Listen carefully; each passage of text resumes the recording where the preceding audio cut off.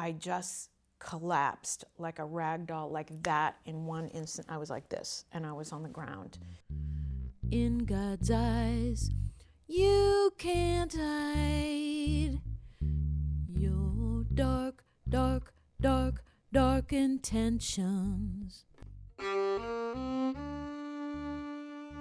My name is Ilana Katz, and I am a musician. I'm a blues and Appalachian fiddler, singer, songwriter. I'm also a novelist and a visual artist.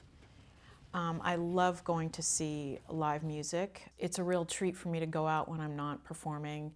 And another friend was performing at the Sinclair in Cambridge. I got a drink at the bar, and I was dancing by myself, and I put my drink down in the corner, and I thought I was watching it. And at the time I was 55 years old, and there was a guy who was bothering me a little bit. I kept dancing, and then I had one or two tiny sips.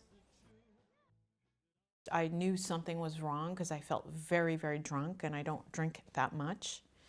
I was just screaming, ah, ah, like a, you know, and I have to do it. That is exactly what I was doing, because I was trying to not lose myself, because I knew something was really wrong. So my friend drove us to Mass General Hospital. I was hyperventilating. I was having trouble breathing. When I got there, my husband said, well, you know, take her blood, take her blood. They said, no, we don't test for things. They would not take my blood. They refused. While I was there, unbeknownst to me at the time, my husband immediately went online, emailed the Sinclair and said, don't erase your security tapes. He called the police and reported it. The hospital did not call the police. I got home probably around 6 in the morning. That whole day I was just so sick. I was crawling around the house. I couldn't even keep water down. I thought I would have to go back to the hospital. My very first thought was, I want to do what I can to work with the club to stop people from getting drugged. And I found a Facebook group. It had about 7,000 people, only about involuntary drugging, which is what I call it, also calling roofing. And there were almost 100 venues named where people had experienced being drugged. I was lucky enough not to be raped, because I believed that the guy who was there was going to take me. So I called a lot of my lady friends. A number of them had told me they had been drugged. They had been drugged and raped. One woman had not even told her husband. When I was drugged, I just wanted to feel better. I felt so sick and so unsteady. And I said to myself, I'm a runner. When I feel I can go for a run, I know I'll be myself again. It was a beautiful fall day, and I was running, and I felt like $1,000,000, and I thought, wow, I feel great, I'm me again. And then I remembered that other people have been raped and assaulted, and I had made a commitment to make it better, and I would not allow myself to just feel better. I had to make a difference. So that began my commitment. I've been drugged, and they did not call the police. September 30th of last year, Ilana Katz says someone slipped a drug into her drink at the Sinclair Music Hall in Cambridge. Ilana says what troubles her is not just the terror and trauma of the crime, but also the lack of response from the club. Now, I will say that I, in no way, shape, or form, hold the Sinclair responsible for me being drugged. I do not believe that anyone who works there wanted me to be drugged, but they did not act on my behalf. And it was about a month later when I got a note saying the licensing board closed them down for one day. A lot of people said to me, oh, they were only shut down for one day. I said, no, that's a big deal. There was an outpouring by other people who have been drugged, thanking me for speaking up. I've also been working with Senator Feeney's office on legislation around this issue. I wanted to come and personally testify on two bills important to me. This bill would require a standard protocol of care so that we could ensure that hospitals and providers across Massachusetts would handle people that are coming in saying that they were drugged the same way. And I've continued behind the scenes to help mostly women who have been drugged. They are as shaken as I was, as terrified and traumatized. It's very hard to stand up for yourself when you feel beaten down like that.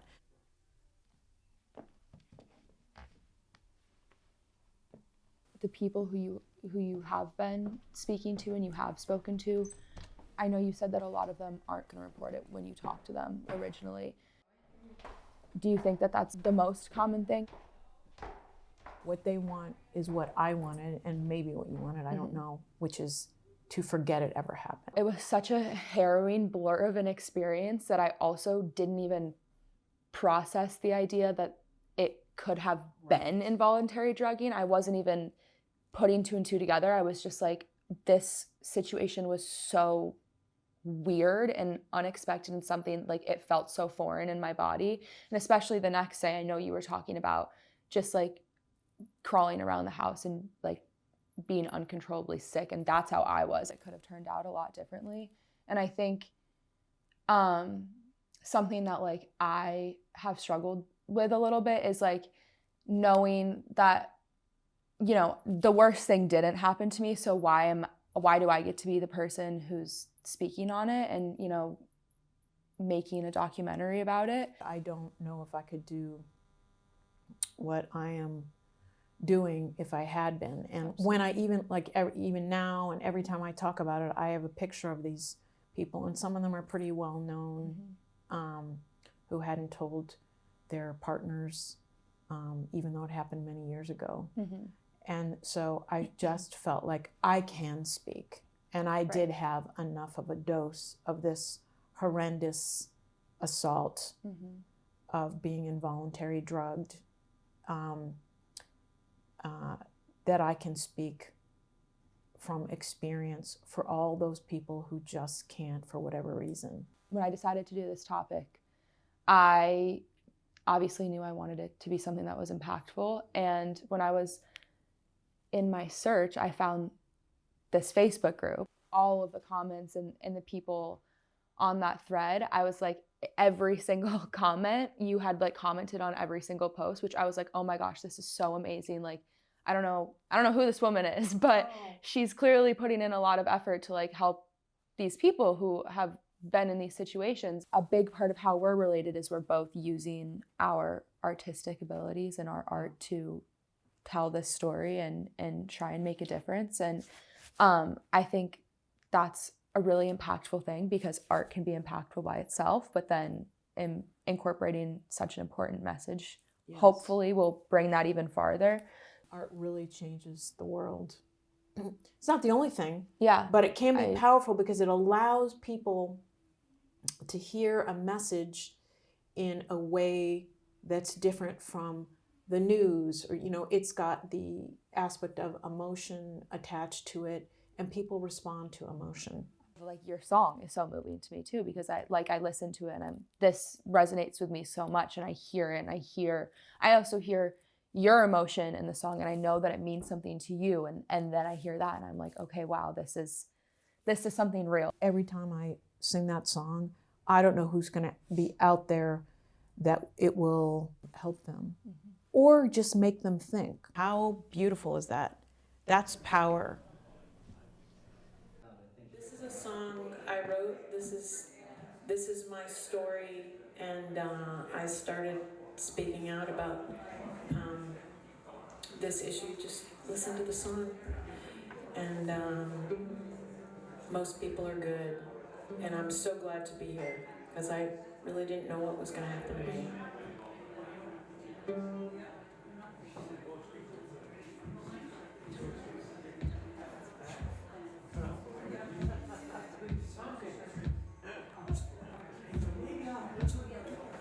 I didn't know you, you saw me dancing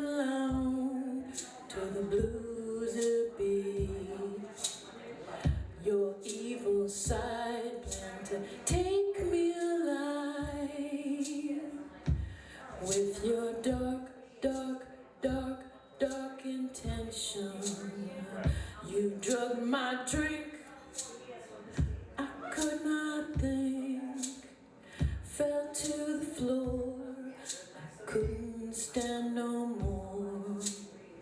I felt the pain from your zigzag game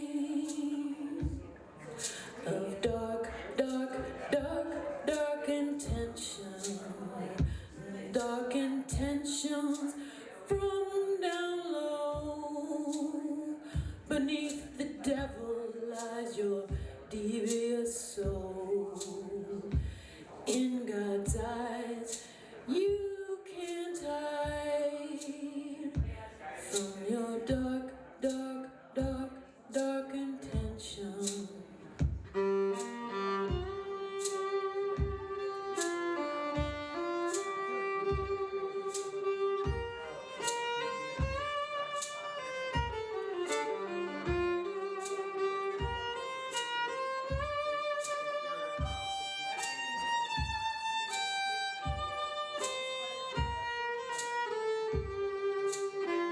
What kind of man is so weak to get a woman? He drugs her drink. I see your face, human disgrace of dark, dark, dark, dark intentions. God saw you, you won't run free. It will come back to you ×3. You can't hide from your own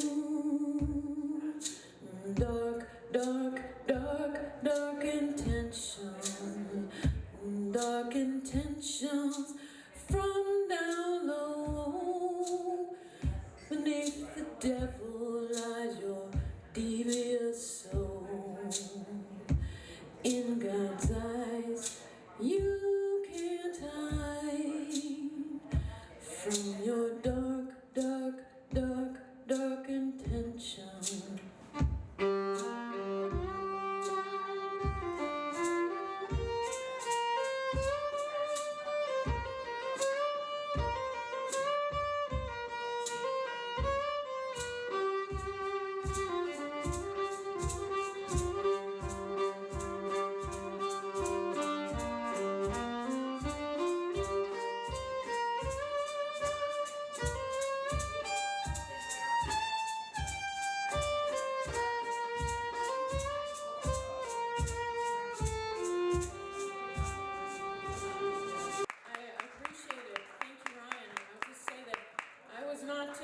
But there was somebody who was trying to take me, and I had good people around me. Like I said, most people are good.